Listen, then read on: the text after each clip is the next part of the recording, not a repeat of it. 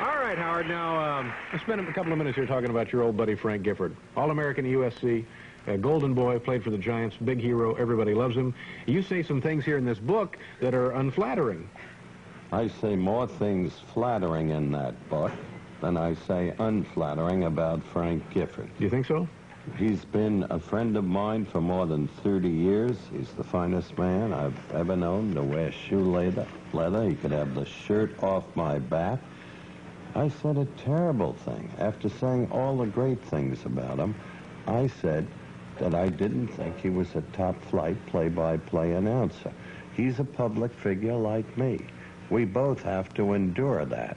If I'm writing the final book of my life, and I expect those people out there to pay $18.50 a copy, and hundreds of thousands of them are, as you know, I have an obligation to them to tell my true feelings.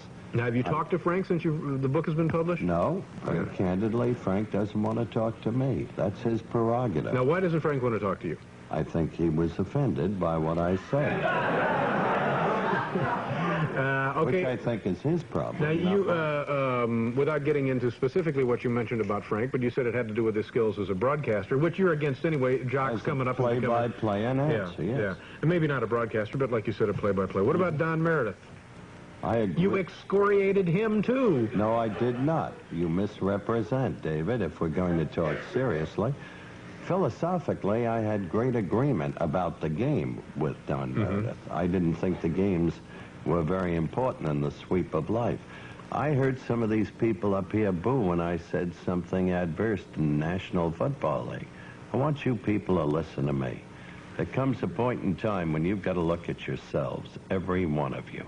And you've got to wonder about a country where on the same day in this great city, a man can be rendered a standing ovation after, under immunity, admitting that he played the game of baseball snorting cocaine, and got a standing ovation when he came back.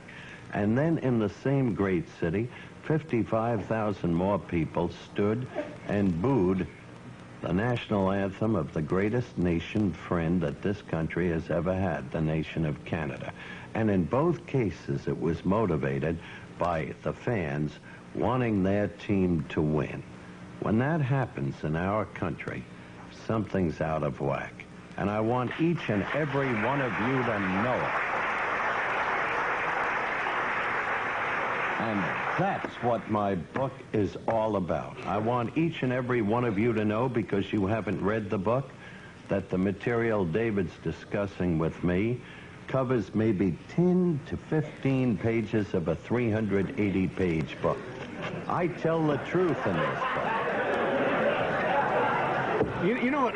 The only complaint I have here, 20 bucks, there's no pictures in this thing, Howard. The pictures in my first book, and you were in one of them, and we decided that was the last straw. Now, tell me about guys in broadcasting that you do like working today. Not that you dislike the other men we mentioned, but tell me who working today. What about the guys doing the ball game? What about Joe Garagiola? What about Vin Scully? I think Dick Enberg is the finest play-by-play general announcer in my industry today. I heard him do a TV game play-by-play of the Angels last summer, and it was terrific. What about Bob Costas? I think Bob Costas has a future in this industry. Yeah, I think he's terrific. He needs more maturity, and he needs more dimension, such as you developed through the years. The day I met you on 6th Avenue when you were canceled in the afternoon and you were in sore distress, I said, David, keep your chin up. You'll make it in the late night. Did I? Yeah, sure, Howard. That's exactly what he said.